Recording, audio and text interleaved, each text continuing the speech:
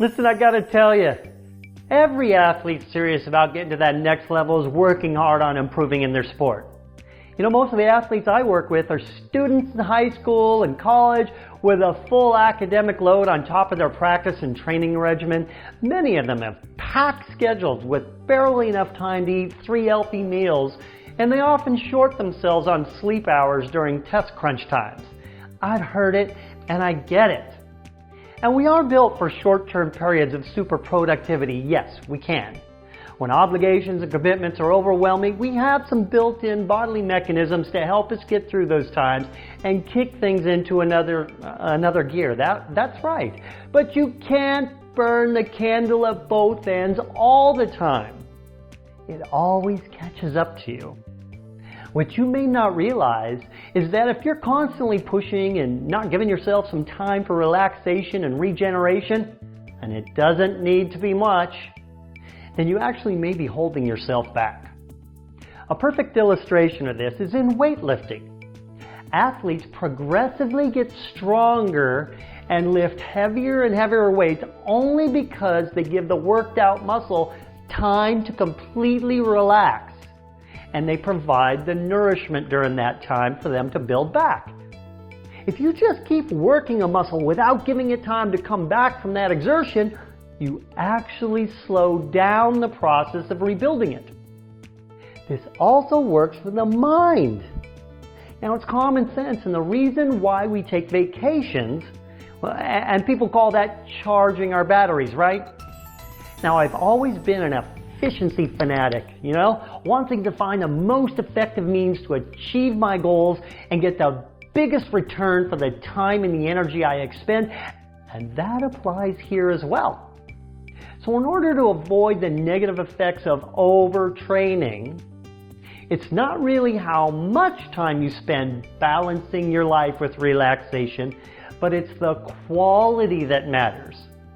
Yeah, it'd be great if you could spend half an hour meditating or doing self-hypnosis every day to reset the body from all that stress. That would probably do it for you. But that's not always necessary. If you would instead just spend 1 minute, 5 times a day, using a conscious breathing technique I have for you here, this would go a long way to that balance you need to maximize the mental and physical regeneration process. Now here's the steps. 1, get in a place where you don't have to pay attention to anything, like driving, for example. Don't drive. You can do this anywhere and any time you have a spare minute. We all have spare minutes throughout the day. Start looking for them. All right? Next, direct your thoughts to your breathing. You can do this with your eyes closed or eyes open. Think about everything you can about the act of breathing, such as the sound and feel of air moving through your body, your muscles expanding and contracting, oxygen exchanging with carbon dioxide at the surface of the lungs, the rhythm of your breathing, right? This is called conscious breath. Next, make your breath a little bit slower and a little bit deeper than normal.